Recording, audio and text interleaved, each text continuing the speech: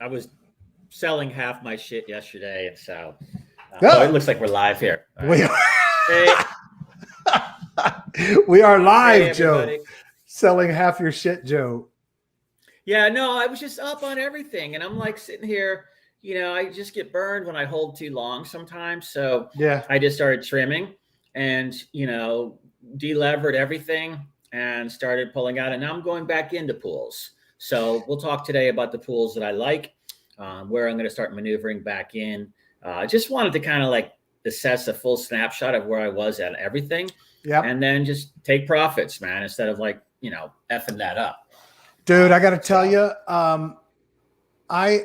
my thing today is gut. I have made the decision that I am not going to ignore my gut, man. Every time I ignore my gut, it fucks up. On Saturday, I had this urge to sell everything. Yeah, we talked. Yeah. Yeah. And on Sunday night, I said, or Sunday afternoon, I said, oh, everything's up. I feel like I should sell everything right now. Shit is about to happen. And I didn't. I did not.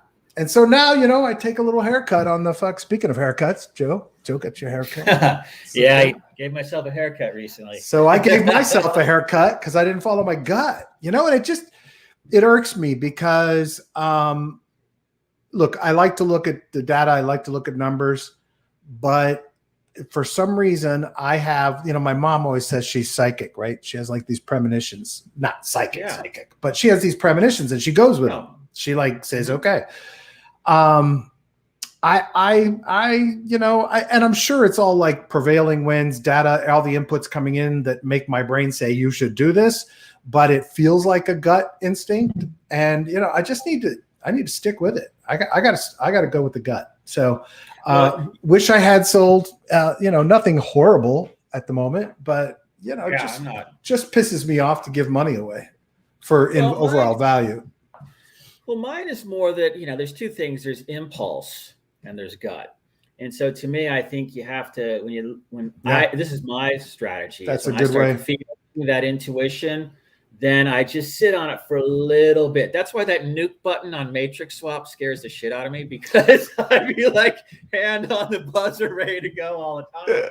And, I have to like kind of just look at the data again all the time. And so, what I trimmed is stuff that I was up 7X on or 4X, I'm just, when it's that high and stuff, games are going on at the high levels. To me, I think you got to take profit. And it's harder in DeFi than just in spot trading or perp trading, because you don't, you're looking at so many, each thing is like 5 variables. Yeah. Versus spot is 1, basically. Well, I mean, BTC, ETH, and then whatever you're in. Yeah. So I try to like stay steady at that point and go back and forth. I just would be like to buy in some holidays. I'd like to be buying some deals right now instead of counting the haircut loss. That's what sucks.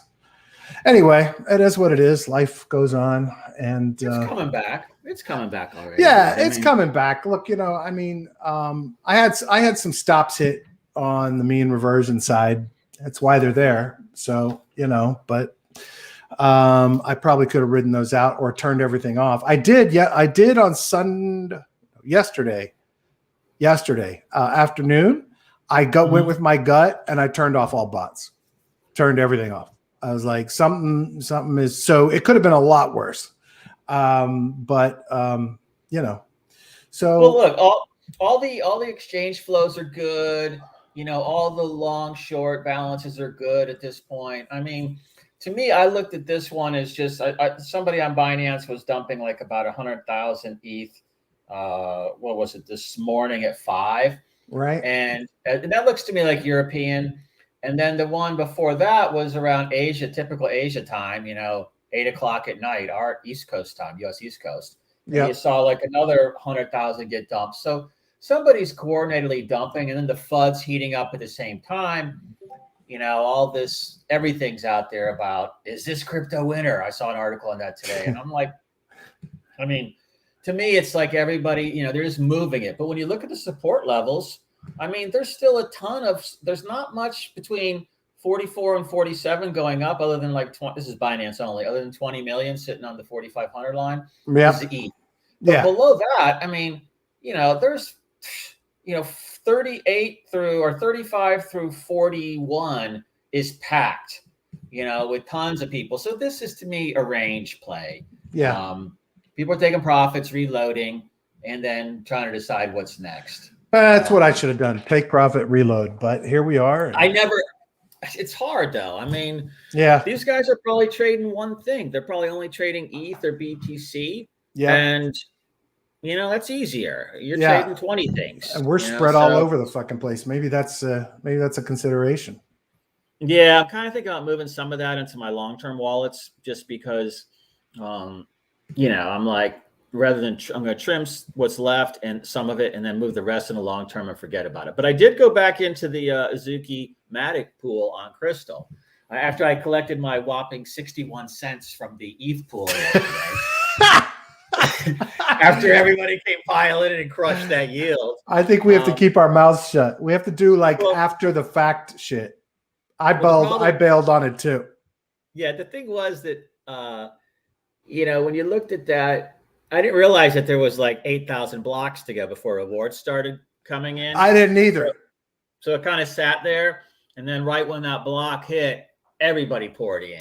Yeah. And, you know, do the thing that we talk about. Get in at the very earliest spot, collect what you can, and move on. Now, the good news is I got out and then swapped out for my ETH again and had a little more ETH this time around. So that was a bonus because price was down. Yeah, no, I mean, this is a good, I mean, I was looking at that this morning, what I want to do. And I always come back to ETH because, you know, I keep wanting to stack more, but then I'm always like, with all these alts I have, if ETH goes, the alts go too. Yeah. You know? So I always have a, you know, don't feel like, I guess I'm saying is to everyone, don't feel like you have to own ETH, you know, own some blue chip alts too. Even like the degen stuff. I mean, that pops when ETH pops. Yeah. So, you know, I don't know. I kind of go back and forth in my head on that, but I don't do anything other than, you know, a little bit of BTC, ETH, and then big alts. I don't do like any of the 2017 stuff. Right. I'm not in any of that. You know, Litecoin, no. Ripple, no. Well, I think I have a couple of Ripple laying around somewhere. Tron, I got some left, but I don't touch it. I just play the new stuff.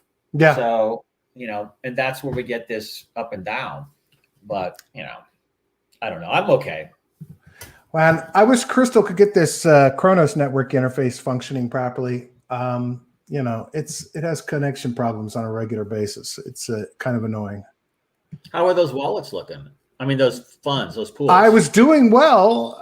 You know, we took a hit last night on it because I think people started dumping their rewards, but it's a real pain in the ass if you can't get in to get out, you know?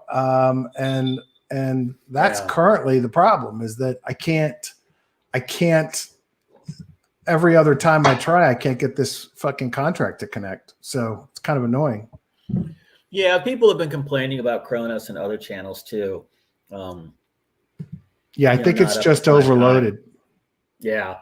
One thing I did find interesting, I got some intel on Geist yesterday and why that's been going down. Evidently, some whale had staked 600 million stable coins on the platform and has been dumping rewards every day. You know, like 50,000 a day. That's what fucking Justin Sun did to liquidity. He bought like a billion. He put like $1 billion in there and then fucking dumped on it. Yeah. So, you know, when I hear that going on, I mean, eventually you're going to get to the point where that guy's going to get tired of playing or gal's going to get tired of playing. Yeah. And then, you know, then you DCA. I mean, I pulled out of the fund there, the LP fund there, but I still have everything staked. And, you know, I mean, I went from a couple hundred Geist to like, you know, 3,500, say, Geist. So that was my objective. You know, even though I was down a little bit in the LP and it chewed up some of my FTM when it was rebalancing, my Phantom, which I didn't like. But, you know, I'm still up. So, you know, that's kind of the thing. If the rewards outpace the declines, then you still do okay. So it's kind of hard to like look at price, but not look at price, I guess. Yeah, absolutely. What else you got going on? Oh, let's see. Snowbank is trying to get back to where it once was, which is good. Yeah. I'm glad to see it's moving up, and I'm still printing money, which is always a good thing. So I'm happy about that. Yeah. What else? Well, I'm still in, Blizzard and Time and Snowbank on Avalanche. But one thing I also heard about Avalanche today. I didn't touch that. I didn't add to it. But I heard something really interesting is that Deloitte has been leveraging Avalanche to improve recoveries from natural disasters and public health emergencies. What? So now you have look here. What are they doing? A new cloud-based platform leverages Avalanche blockchain to improve security, speed, and accuracy of FEMA reimbursements. Oh, so they're using it very for nice. Disaster assistance. So, here's an example of, a Big Four consulting firm, that is as establishment as it gets. Yeah. That is using blockchain technology to improve efficiencies and at least be able to audit, monitor, do forensic checks. Because a lot, as a lot of these big aid programs have, globally have, some inefficiencies into them. Yeah. I don't want to say corruption, but inefficiencies. See, Brad goes for the more descriptive adjectives. Why don't you want to say corruption? Just say fucking corruption. I don't know, because I can't prove it, I guess. But look, it says here's because I don't want to get sued, Brad. I don't want to get sued. Well, and I do some work with those guys too. So well, there you go. Yeah. But look, it says the key capabilities are streamlining recovery efforts by organizing the documentation, simplifying document retention, reducing administrative costs, mitigating risk, building resiliency by documenting compliance with federal procurement standards.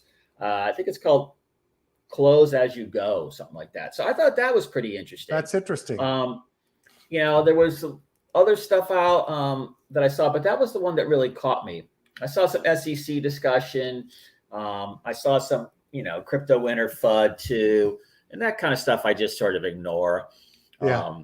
Because that's people using it to move the price down, everyone. Yeah. So you get scared and sell. Doesn't mean don't sell any of it. It just means, try not to listen to all of this because there's always a purpose. Yep. There's always a reason. There's always a reason. This is just ENS sitting at 51. Not bouncing back to those peak first day highs, but that's normal. What did I hear about them today? There was something about ENS. Chats. I don't know. Chain maybe, or nah, really? There was something. I will tell you. Coinbase Pro listing. That's right. Coinbase Pro. Yeah. And Alchemix made Coinbase Pro yesterday. Yeah, and so there's a lot of talk in one of my channels about somebody at Coinbase is leaking the pending listing information. No. And they're all saying that's insider trading. And I don't know if it is or isn't, but until it's actually determined to be a security, could it be? How could it be? That's my point. Yeah. Yeah. I don't know. I think you could, we make decisions all day, not financial, of course, but anything else on inside opinion, inside information. I mean, you're buying a piece of real estate. I mean, you talk to people, get opinions. Yeah. So I think you got to look at all the sources and then see who's saying what. And then again, use that instinct. Did you see this thing? Did we talk about this already? Constitution DAO? No, I have not seen that. So there's 11 copies of original copies of the United States Constitution in existence. Mm-hmm. And there's a group of folks that formed a DAO to raise $20 million to buy it. I saw that. It's like a Sotheby's auction or Christie's or something. I did see that. Yeah. Yeah. Which, I think it's cool. I'm excited about it, but $20 million would do a fuck of a lot in the political arena to secure our freedoms instead of having the piece of paper. But, whatever. It's an admirable initiative because they want to make it something that is available to people to see and not have it locked in some collector's, warehouse or whatever. But so I like that. I don't, it just seems, at times it seems silly and other times admirable. Jill, I lost you, or did you lose me? Oop, you froze. Joe froze. You froze, buddy. I didn't hear anything you said. Yeah, so did you. Oh, well, one of us froze. I don't know who. You froze again. What's my connection? What's going on? What's going on? I'm connected. Let me try another website. Is it Joe or is it me? It is Joe. Joe, it's on your end, Chucky. All right, folks. So anyway, there's Joe back. Yeah, I just tripped. I wasn't sure if it was you or me, so I just tripped the VPN. I think it was you. I refreshed a few pages and my connection was fine. Back to the constitutional DAO thing. I think what's interesting about that is it's almost like fractional ownership. Okay, so right. If you buy the DAO units, but also fucking NFT it, man. Yeah. You know, and then fractionalize it there again. Yeah, I like that. That makes sense. So I think that's kind of, I mean, I've always been a big fan of like fractionalized art. You know, what if you had a DAO with, you know, a basket of impressionist paintings, you know, a couple of billion worth, and then everybody could come in and own parts of it or pieces of it. And then maybe everybody that took a piece got an NFT of every, you know, there's a however many shares of the DAO there are, or however you're going to do it, but something realistic. They got a little NFT of everything in there too, a piece of it that has value. If you're NFT of, you know, one of, you know, Cezanne's paintings, let's say, and that painting's probably worth, you know, anywhere from 800 million to $1 billion plus, and you got a piece of that, that's value. Yeah. So, you know, then again, DeFi it, yield farm it, things like that. So that's what I kind of find. I see that an easy step in that direction. Picking the Constitution is kind of an interesting one. I don't know. I would probably go for art, but over that myself. But, you know, I remember when one was up a ways back, that the original Declaration of Independence sat in a room on the Capitol Hill, I believe, for about 120 years, in a room where everybody was, you know, drinking and smoking and all that. So, you know, everybody wondered why it's got this yellow tint to it.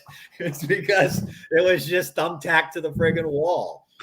That's fucking hilarious. They took it down, I think, like 1880 or something, and then put it in the archives. But wow, you know, there's some fucking brilliant. Yeah, these things disintegrate. So I think it's kind of cool in that regard. Yeah. And who doesn't really, you know, want a piece of it, I guess. But it's also something that'll bring new normies and newbies into the game, which is pretty cool. Yeah. So Paraswap's doing an airdrop, but they got in a little trouble because they were saying that people who had used the platform would get the airdrop, which sounds great. So that would be 1 million unique addresses. But then they used some weird criteria to narrow it down to 20,000 addresses eligible to get their token, PSP token. And I was trying to see how they clarified what users were. It was like somebody that's used it in the last 6 months, but also used other swaps. I don't know if they're trying to encourage people to come back and use Paraswap. I mean, I just didn't understand it. And I think a lot of people were like, what the fuck? I've been using Paraswap. Why am I not getting this? Why are there only 20,000 addresses getting this when over 1 million people have, or addresses have, you know, contributed volume to that exchange? I mean, I've used Paraswap a couple of times, but I never used it. Yeah, I never used it. I did a couple of times. I had, you know, it wasn't something I really was like. There were a lot of people excited about Paraswap. I didn't quite get it, but whatever. So because it was about the para chains. You know, they were looking at it as cross-chain liquidity and all of that, but it's not that. No, so, it's just like all the other bridges. Yeah, exactly. So, you know, I don't know that they've satisfied anybody, because at the end of the day, there's, you know, 980,000 people who aren't, or wallets that aren't getting an airdrop, that are kind of annoyed, which isn't great for your brand, right? Like, so you had the opportunity to reward everyone that used your site. Right? Used your swaps, give it proportional to volume or the size of the trade or number of trades, right? Yeah. But instead, what you do is you do it only to 20,000 people, and you piss off the 980,000 or 900,000 people who didn't get it. So how many of those 900,000 you think are going to come back to Paraswap and use the shit out of it? No, I think it's going to be hello cow swap, hello slingshot, Exactly. hello everybody else. Exactly. Like, fuck you. Yeah. Why? What? I mean, this is the problem in DeFi when a project is solely run by people thinking about numbers, not thinking about brand impression, brand integrity, right? They all hate the marketing guys or the strategy guys until they're in trouble. And this is a great example of, let's not think through this and we'll just do, the logical developer think instead of the, what does this do to our brand think? And so from my perspective, just kind of stupid, but whatever, I go with colossal screw up. You're giving something away for free that you still manage to piss off 900,000 people. Yeah. Wallets or whatever. Yeah. I mean, that's just bizarre. Yeah. It's stupid. Fucking. Or don't even announce it. Just drop it. Drop them. Yeah. I don't know. I don't get it. Whatever. That's I don't know what Constitution DAO. Well, that's all I got, Joe. Let me go through. There's some good stuff out there, but it's a down day. There's not a lot of good media. No. There was a story I saw yesterday. Oh, I know. Friggin' Polygon launched another roll-ups platform, which I'm excited that they're like trying to innovate. They're doing the thing. I interviewed the partner in charge of EY's blockchain initiative, and they were doing an integration of their Nightfall, which is, I think we talked about it before on the show, which is the privacy-based layer 2 for Ethereum that protects the privacy of your transactions and allows enterprises to utilize it, as well as retail traders or anybody else can utilize it if they want to protect the privacy of their transactions, lower fees, higher speed, et cetera, et cetera. So they did this integration with Polygon, and Polygon and EY partnered together. And then today they launched another roll-ups. I think that's all great. And I love to see Polygon providing options and everything. But at some point, you're going to have to make a couple of bets, right? We have so many layer 2s right now, along with so many layer 1s, that the adoption levels of some of these are not going to get, they're not going to get where people want them. And Polygon has a shrinking, level of TVL. I know. So I don't know if they think that spreading themselves out to catch more of the more sophisticated traders is why they're doing this stuff. And that may be the case. But at some point, you need to kind of say, okay, this is where we're headed, or at least a couple of things is where we're headed. Now, the other side of it is they have a big cross-chain mission, and all that's great. But I don't know. I just makes me a little concerned. Well, what do you think about? I mean, obviously, it was launched to fix the ETH gas problem, which by making it was cheaper. Well, ETH gas has only gone up astronomically even since then. Yep. So I guess my question is, when this whatever it's called, ETH 2.0 or something, when that comes out, what do you think that does to Polygon? Well, it's interesting because transactions supposedly, I don't know where the hell I read this, but people are estimating the transactions will still run, $15 to $30, $35, $40, right? So, So for the retail trader, that's still, you're doing a $500 trade. It kind of sucks to pay $15 or $20 for that trade, right? Versus a penny. Yeah, exactly. So I think there's still options there. The question I have is, look, Avalanche and Phantom have passed them. Solana passed them, obviously. At what point do they stop relying on the proof of stake network? And, they're behind in performance with Phantom and Avalanche. Yeah. They're not behind in cost. That's really their biggest benefit. But when you're talking about pennies versus fraction of a penny per transaction, I'm not sure it's as big a concern for people. So I'm a little concerned that from a performance perspective, it just feels slicker and faster to use Phantom and Avalanche. I hate to admit it. It does. It feels better to use them.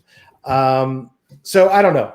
Look, at the end of the day, the other problem they have is the people in their ecosystem don't have to have loyalty with their project. Look at Sushi, look at Define. These are all people saying, okay, we're going to be on multiple chains. So at some point, people who are using Define, if they can use it on Phantom, have it go faster, feel more stable, more smooth, they're probably going to go over there, right? So Define's going to see traffic heading that way. So I don't think Polygon has any lock on the user base or the projects that are in their ecosystem, and I think that's problematic. So yeah, I kind of have been looking for excuses to sell it just because I think originally I was in this at like 3 cents. Right. But of course, you know me, I've bought and sold it 3 times. I think this last one, you're talking about Matic. Matic, yeah, I'm sorry. Yeah. Yeah. In the last one, I think I got in around like 30 or 29. Most of my stuff is there, but so it's at like $1.71 or $1.65 or something right now. $12 billion market cap, I think. Yeah. And Phantom's like 4, I believe, or 5, and Avalanche is maybe a little bit higher, I think, because it's got a higher price. But I always go, how far can this really go? Can this be a 60 billion market cap play? And right. Again, we use market cap in a different way than, obviously traditional finance uses it because there's no real linkage, but it's just the amount of tokens out there and what the price is. And fully diluted. So that's why you always look at how many tokens are there and what the future emissions are, like how many are hard capped and how much is in circulation, because that's dilution in my mind. That's the way I think of it. But I just don't know if they can, they might be able to double. I mean, that's kind of what I think. I think that they're somewhere around 22, 24, in the current dynamics. But Phantom, I could see Phantom, going up 10x from here. Yeah. Avalanche, I could see going 5x from here. Avalanche can compete with Solana. Phantom can compete with Solana. They can all compete with Ethereum. Yep. So, and we're not even talking about Near and all the other ones coming down the pipe. But so I'm a little just sort of on the fence on Matic right now. Not just for those reasons. It's more intuition and common sense. Well, look at this TVL market share chart. Let's see that. This is from our friends at Footprint, but which is actually a really cool NoSQL code charting system, by the way, folks. But Polygon's not even in the top 10 or top, what is that? 1, 2, 3, 4, it's 8, right? Phantom, Tron, Avalanche, Terra, Solana, Binance, Ethereum. And the next one down is Polygon at 1.826%. Yeah, I mean, it's still a sizable amount of money. Yeah. Don't get me wrong, but it's not a good sign. It's not a good sign. Now, look, if you look at the number of protocols, and by protocols, they mean like, DEXs, swaps, applications, dApps, whatever, there's 117 on Polygon, 176 on Binance, and 367 on Ethereum. So they have a lead in the number of projects using the platform. Right. But that's not going to last forever if the volume is going to Avalanche and Phantom. That's just the bottom line. Now, this is interesting. Arbitrum, there's 43 protocols on there. That's interesting. Yeah, there's a lot of talk about them, and they don't have a token. I don't think they have a token. No token. And so it must be a US play, maybe. I don't know. But maybe there's one coming later. A lot of people like that, but it's hard to get set up on there, I think, from the other guys were talking. I mean, I just go, how many networks do I need to be in? I mean, they're all doing basically the same thing. Yeah. It's just different costs and different speeds. And so it's hard for me just to pay attention. I mean, on Avalanche, I'm only in those rebasing, auto rebasing plays. So I don't even really, other than Blizzard, I don't have to really look at it and think about it. So it's kind of just runs on autopilot. On Phantom now, I'm not in any. I'm in Geist, and I got some stuff on that platform still, but I don't think I'm in any pools over there right now. So I don't have to do anything. Right. Most of my stuff's still on Polygon related stuff. And I hit that every day. So I guess I just don't, until people start moving more over. I know stuff has been moving from Polygon to Phantom. I mean, that spooky swap bridge is so easy to use and it's cheap. Yeah. I mean, if you've ever moved from Polygon to ETH, I just did some this morning, and you're staring down like, $300 in gas fees to withdraw, then you're like, God, what a pain. Yeah. But that's not Polygon's fault. That's ETH's fault. Okay. Now this is pretty interesting. This is a chart of Polygon's TVL over time. Mm-hmm. So a peak high at 10.4 billion with a nice drop off here through October down to 4.1 billion. But look, man, they're up 1.2 billion since then. Well, I think that, or 1 billion. Look, this is an Indian play. So, a lot of these companies are in India, and there's a lot of, I don't want to say nationalism's not the right word, but let's just say pride in the tech industry in India. Well, and they help each other. Yeah, I just interviewed the DeFi CEO, and we talked about that. We talked about the fact that, look, I've worked with a lot of Indian back office, tech support, development firms over the last 25 years.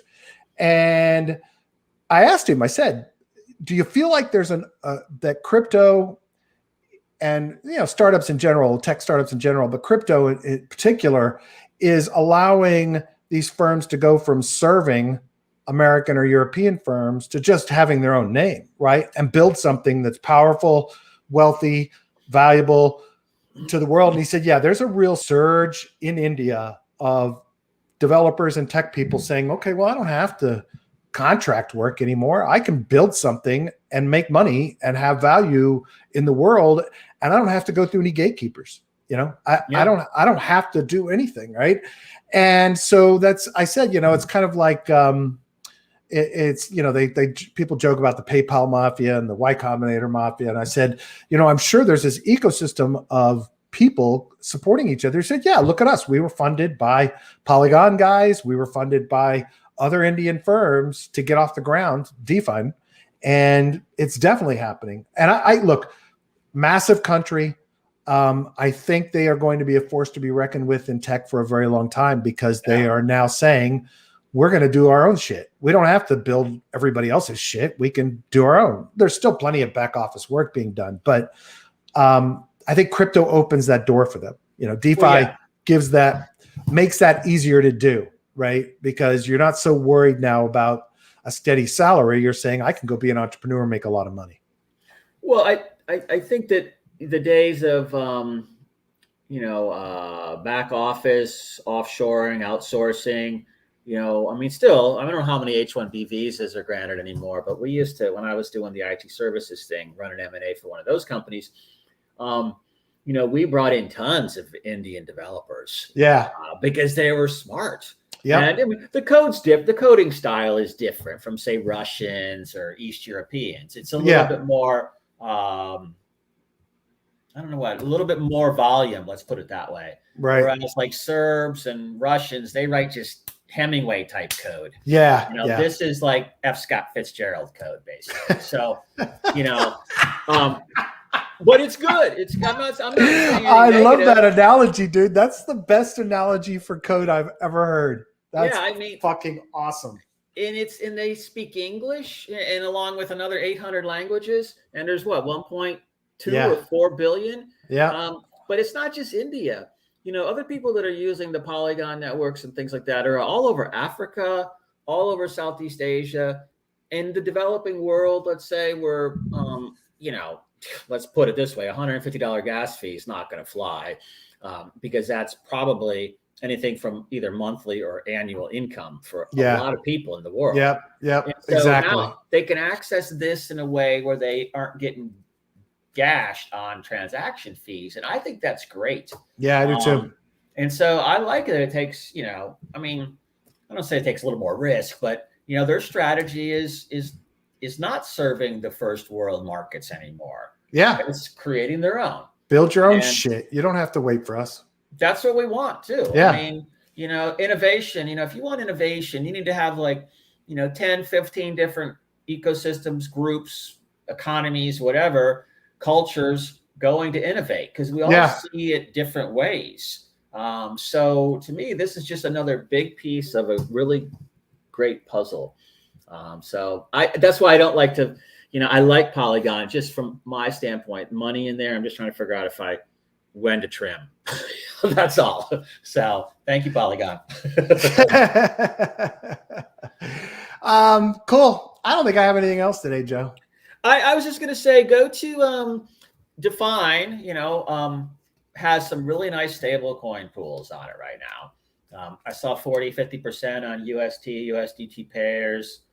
So look, if you feel nervous, drop stables into those pools and earn rewards. Yeah. I mean, they stay, provided stables exist, they stay the value. So, take a look at that. I saw some interesting stuff on QuickSwap. Go search the APY filter there.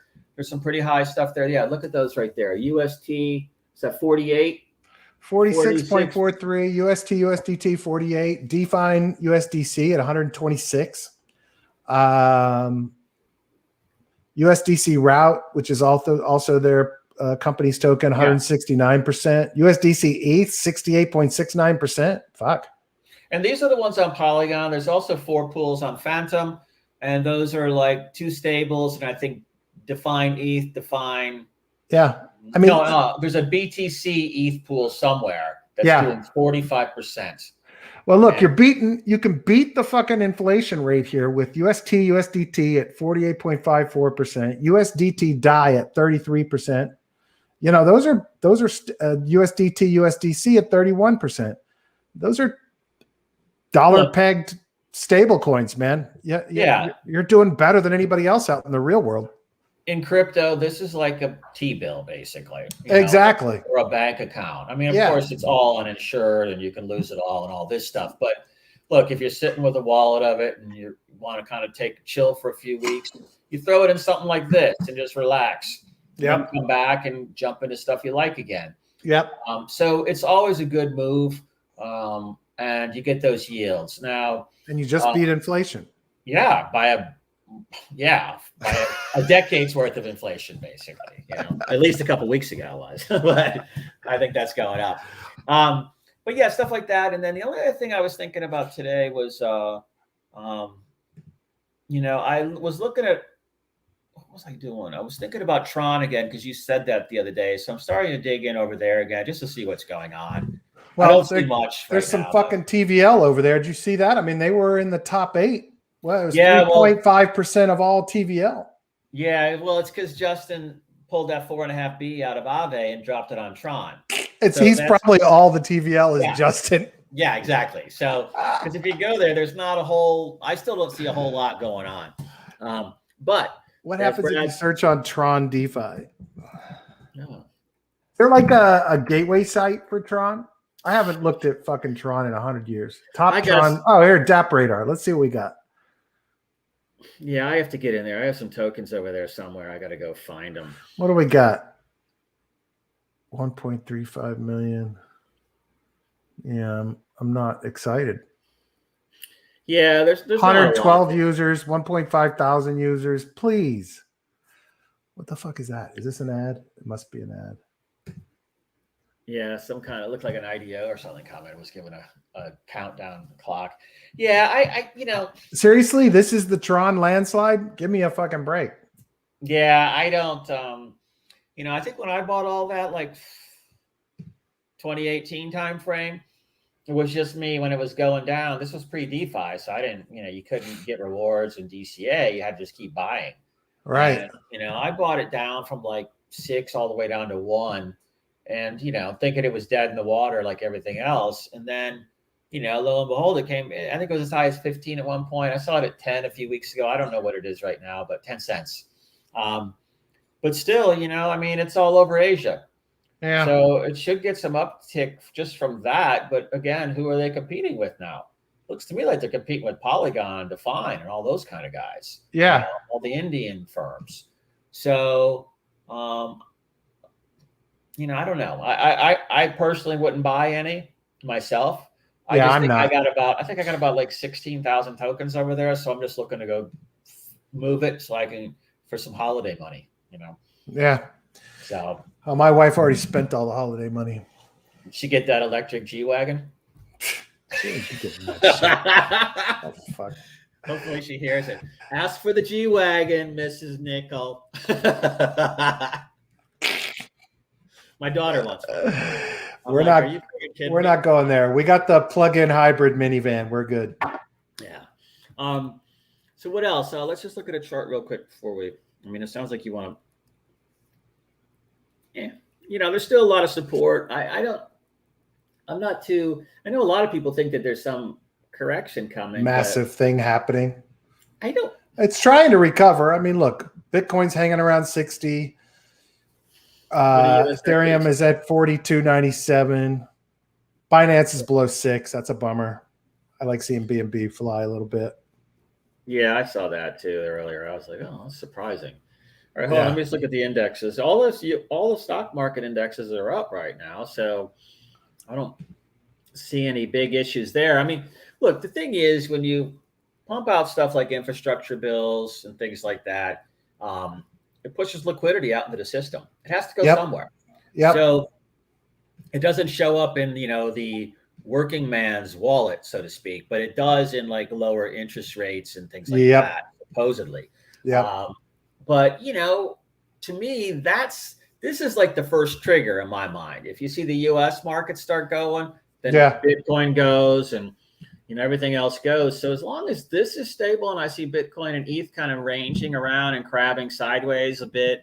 I mean, look, what I do when I look at these charts and I'm like, oh, okay. Then I look at the 4-hour chart and I'm like, yeah, that's not too pretty. Then I look at the 1-day chart and I'm like, yeah, okay, that looks about normal. And then I go to 3-day. And so I just look at the trends on these and you can kind of see, oh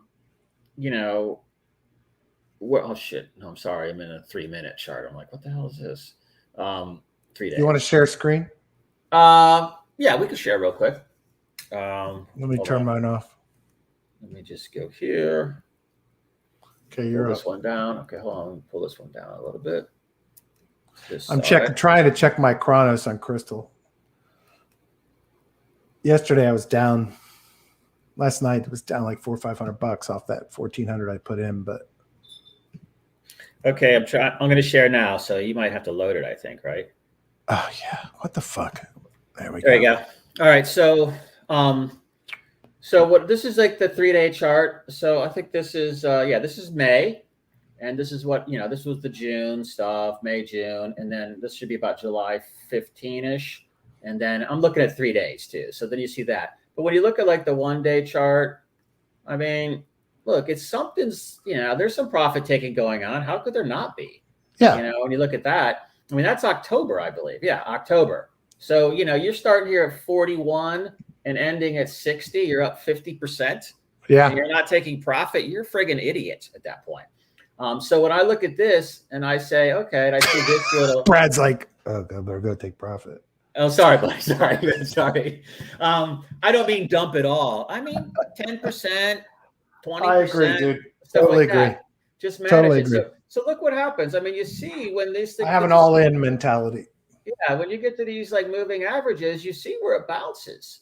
So then you look at a 4-hour candle. It's a little tougher to look at because you can see where it. We kind of did this yesterday or today, and we're sitting here. But then you look at the support over here. Okay, so what I tend to do is I kind of go and I look at the 5 going up, and I see 5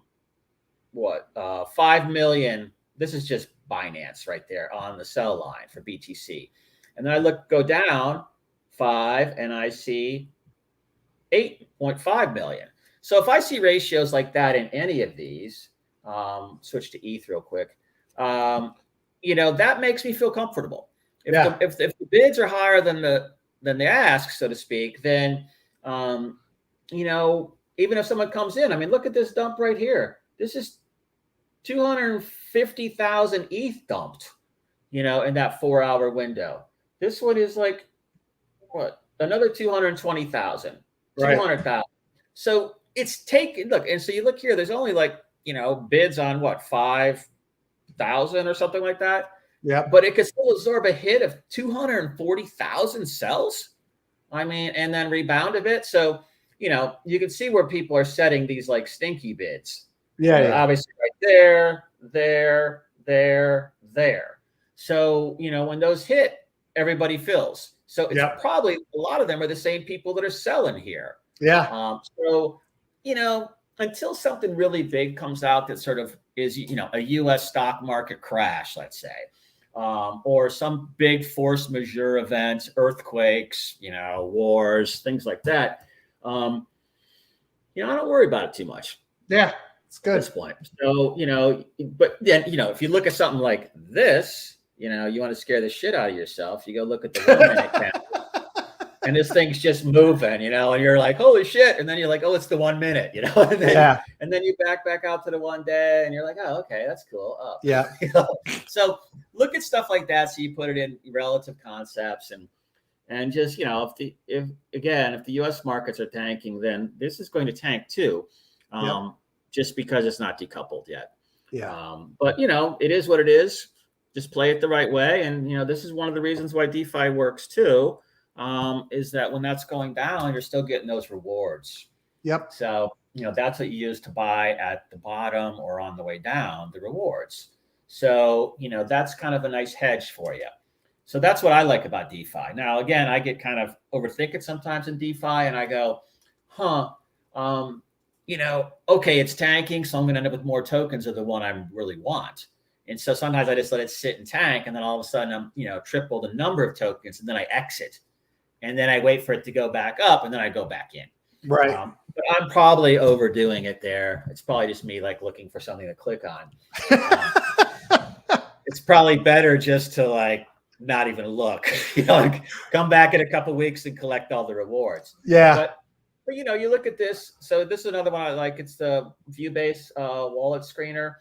A lot of people talk about this as being something or nothing, but it's basically just, is BTC going into the exchanges? Coinbase, Binance, Bitfinex, Bitstamp, FTX, Gate, Huobi, Kraken, KuCoin, OKX, Polon, basically everybody. And so you see in one day, 1,000 BTC float in, then float out. You see like 25,000 ETH left, and then you see the stables all pouring in. So this is the key. This is when people are getting ready to buy the dip. So when you see that, then it's not going to go down that much further. And then that's a 1 day, and then I look at a 7 day. And so all of a sudden you see here, what's happened over the last week? Everything's flowing out. So this BTC move in is recent. This was just 24 hours. Yeah. So it probably sold, it was probably that dump we saw. But then you kind of just stay on those trends. And then also come to this one. This is viewbase.com, everyone. And long and short. Now, this is just on Bitfinex, I believe. But, I look at the long versus short ratios. And you see 97.5 long, 94 long, 95 long, 91 long. And to me, that's important too. Because it means that, there's not a big lid on there. And it's not like everybody trying to drive it down. Everybody's betting on long. So to me, when I look at those, see if I could find that Kingfisher chart real quick before we go. Hold on. And you look at those like liquidity hunting spikes. And to me, that's what this just looked like. Yeah. It was a stop loss hunt, basically, as you mentioned, what happened kind of to you. I just want to see where I'm trying to find this chart, and I'll pull it over onto this screen. There was one in here that was really interesting about a purge, basically. Oh, there it is. Hold on. Bam. Give me 2 seconds, guys. Just scrolling fast to find it. Oh, here it is. This is the, oh yeah, here we go. All right, let me pull this Telegram screen over real quick. Okay, so you look at this. Oh, okay. And you see, okay, this was the price. This was last Sunday, I guess, at this. So you see how it was all stacked up. So the guys that are the real players that are sitting here short here and here, what they're trying to do is drive it down so that these shorts have more value. Right. And these are more the near-term shorts, more hedging type stuff. This is more speculative, obviously. So when they see these spikes, what they do is they tank the price to get all that liquidity, all that bid liquidity. Right. And so they did it. I mean, it went down to like 57. So it went to about here, I guess. So they took this one out and took out all of this. And there was more here actually since the 7th. So when I see that, and then it bounces into the rest of this stuff, a lot of this stuff and this stuff and this stuff is this stuff and this stuff and this stuff. It's the same people. Okay. It just sounds funny. Yeah. This stuff and this stuff and this stuff. Yeah. Yeah. These are kind of the same people. So once it goes down, they're buying it all back up. Right. And then rinse and repeat. So everyone has to understand that this is the kind of stuff that goes on. This is also a really good site too. Kingfisher.io or whatever. I don't subscribe to it, but I'm in their channel. Right. Just to get this kind of stuff, just another look. So that's when I see that type of stuff, that's what I'm kind of thinking of. And then the only other place I go look at stuff is this BTC open interest and try to look at funding rates. So it kind of says like essentially how much cash is available to buy is how I summarize that. Right. And then I look at liquidations. So, here's liquidations per exchange.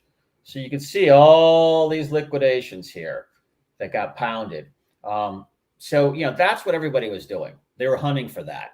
So let's say a lot, as you know, Brad, I'm talking to the audience more. Brad knows this stuff even better than I do. But, you come in and you say, okay, I'm going to buy ETH at 4,400. And then a lot of traders will put a stop loss in somewhere below that, 10, 7, 15% down, where if that price drops, it automatically executes a sell order. Well, look, when that's dropping fast, where do you think those sell orders are going to fill? Of course. They ain't filling at the price you said. They're filling 10% below that. Yep. So it's easy money for these guys. So to me, I don't ever use stop losses, but because I watch it all the time and I just accept the fact that I'm going to get caught occasionally, but I'm not playing in big time in these spaces either. I'm playing smaller ones where this doesn't affect, but this is what you watch to see what's going to cascade through the system. Yeah. So all of these, this is coinanalyze.net, I believe. Okay. Any of these for everyone, look at all that stuff. And of course I always go to US indexes too. But to me, when I see this like wick, I'm like, let's see what happens. And I see this and I'm like, okay, 2 big hits. And here we are back here again. Right. So, the question is now what happens when it gets to this, the blue line? Is it go through? Does it go down? Stuff like that. So just stuff to think about, everyone. I'm no expert. I'm sure, you guys on Wall Street know a lot more about this than I do. And you hedgies do too. But it's just the different data streams to look at for the regular people like us. Yeah, absolutely. So while you were talking, I was getting out of my position on Chronos. Okay. You want to stop sharing? No. So I've discovered a little bit of an issue though. The only bridge out is crypto.com. I can't find a swap that will swap to a token that's available on the relay, which makes it interesting. I need to find another Chronos swap site because this is problematic. Can't get out. I'm going to try Chronos swap. Maybe I can do a swap there. There's another swap. Let me try that. Yeah, I can't get the fuck out. I can't get from BVF swap to a token that relay lets you take off to either Polygon, Avalanche, or Phantom. I mean, I'll go to any of them. I don't give a shit. So you can't get to BTC, ETH, or any stables? No. I can get to BTC and ETH, and I got to USDC, but the relay, the bridge doesn't support them. Yeah, I ran into I sometimes, like, I was doing that on Phantom, bridging some stuff, and I was kind of surprised that it would just show 5 of the tokens eligible to bridge. And one of them was like Iron Finance. And I'm like, what? So BT, so I must have the settings wrong or something. All right. So if I want to get to Avalanche, I need to be in either our Avax, Matic, or Matic, which what about, is Mimmatic? I think Matic is like, I have no idea. It says I can go to Avax. It says I can take my USDC to Avax. Do that. Which I'm sure in about 10 minutes, Avax will dump like a motherfucker because it's on a, it's on a. It was looking okay. Hold on. It was like still 92 or something. I mean, yeah, I know. I'm just saying, as soon as I do this, it's going to fucking dump. I guarantee it. But while it's stuck in transit, I'm sounding more like my mother-in-law. So yeah, no, you gotta stay positive. I'm going for the Avax swap. Let's see if it'll work. It doesn't call it our Avax here on this swap. So let's see if we actually get what is swappable. We'll try. All right, I'm going to swap it. You know, I made like $500 on that little pool. Yeah, there. Get out. Yeah, lunch money. Taking it and running. Yeah, no, yeah, I noticed like some of the stuff is like Matic seems a little off further. You know, I just see little people are taking profit. But PBR's up. I mean, I everybody's looking at PBR. I mean, that's at like 350. It was up almost to 4 yesterday on the KuCoin listing, and there's something else going on there. But I can't pay attention because their Telegram thing, it's like 10,000 messages a day, and I'm like, don't care to do it. 30 Chronos trade transfer fee. What the fuck? How much 30? Is Chronos? I don't. Jesus Christ! Now I got to go back, and it doesn't see Avax. I've got 13 Chronos in my account. You know what, people? Somebody better figure out this fucking seamless bridging shit because I'll be all over it. Yeah, no, I mean, isn't that what you know? That's what router protocol is supposed to do. That's what Polka. It doesn't see as our Avax. Oh, what the fuck? All right. Well, that's the danger of new chains. All right, so you'll figure it out. I'll figure it out. I'll spend an hour of my life trying to figure out what the fuck token I can get this into to get it out. You know, I'll tell you a quick story before we go. Just a little crypto story like that. But once I was trying to get, when I had like 150,000 something Trons, and I was trying to like get out, and they're all sitting in the Tron wallet, I think it was called. I would kept hooking up my ledger, and it wouldn't recognize it.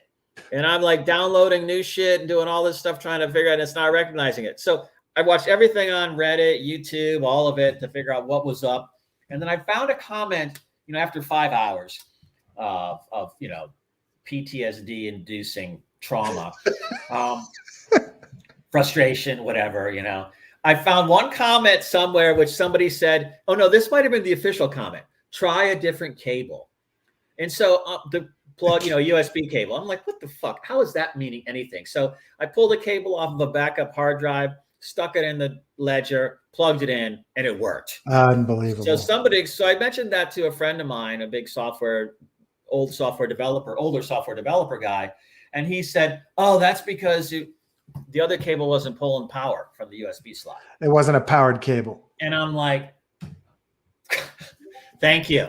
You know, it's just like that kind of stuff happens all the time in crypto, but got to remember it's on the blockchain. So it's not going anywhere. It's there. It's there. You just have to put the puzzles together, work the math, and figure your ass out to get it out. But you can get it out. Yeah, absolutely. Absolutely. All right. So now I got to buy some more Chronos. There you go. Now we see the real business model. 30. It's totally the real business model. And so I'm going to buy extra and chew away at my fucking profits. Well, see, you're doing the same thing I was doing this morning when I was trying to bridge some ETH out of withdraw ETH out of Polygon to Ethereum. And so the first time, you know, basically in Polygon, when you're moving out on their bridge, you hit a checkpoint. And this is where they swap out the Polygon version for the ETH version. So you don't get any double spending stuff going on. And so it gets there. Well, once you're there, you can't go back.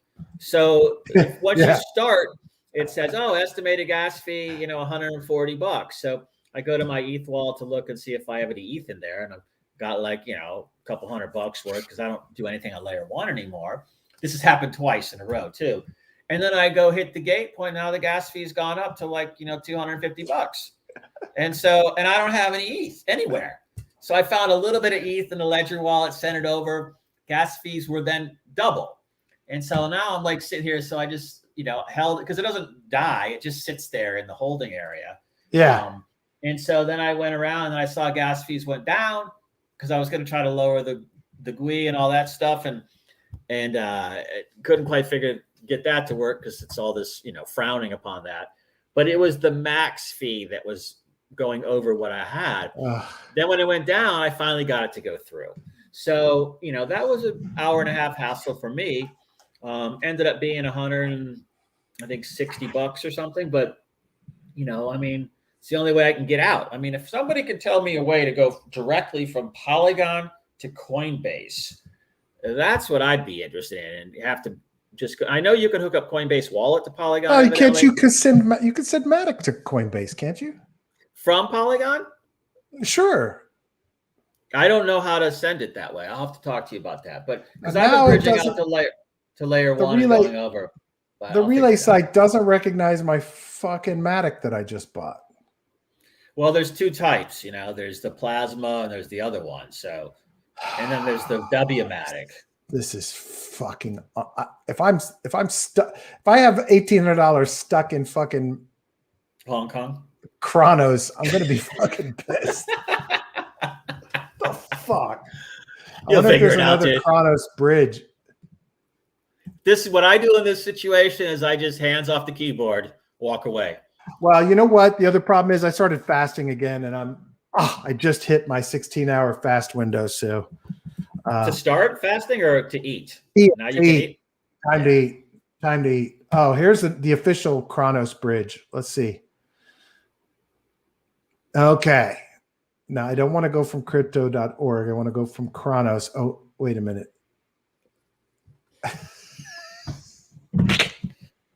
That's the bridge. That's to teach you how to buy more Chronos. This is only going to get me. You know what their bridge does? It takes me to crypto.org. And Ethereum is coming soon. What the fuck? Seriously, you launch a goddamn blockchain and there's no bridge. I got to go through your centralized website to get to it. Hey, everybody. Nobody said this was easy, right? Yeah, I got just money sitting there. I'm sure there'll be another $20 in fees coming up here soon. Why doesn't it see the Matic I fucking bought, Joe?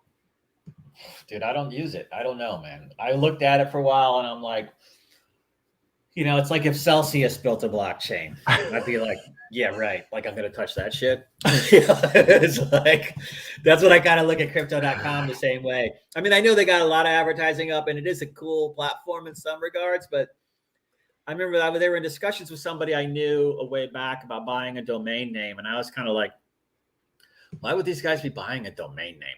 Yeah. I mean, that just shows me that there's not a lot of brain power going on over there. There is a relay token. Let me see if Chronos Swap supports it. No, couldn't do that. Well, it sounds like you're going to have a fun afternoon. I got to go because I got to go take a shower. I already did. I wish I hadn't. I need one. All right, buddy. Have a great day. All right, you too, man. And everybody have fun. We love you. Thanks for watching, listening, tweeting about us, rate, review, share. I love your comments.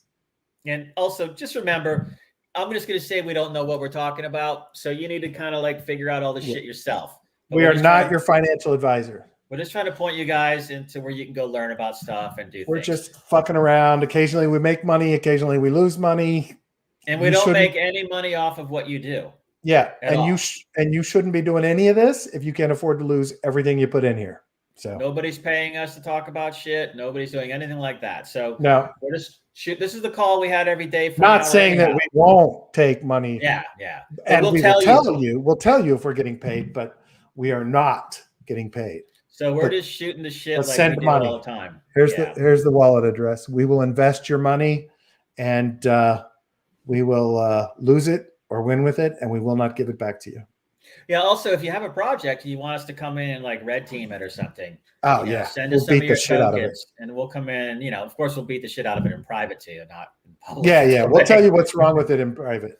Yeah, but you know, feel free to do that. Send Brad a note, DM him, and you know, we'll dig in. But anyhow, thanks everyone, and we look forward to seeing you tomorrow. Have a great day, Joe. Have a great day. I'll catch you later. You too, buddy. All right, see you later, man. Cheers.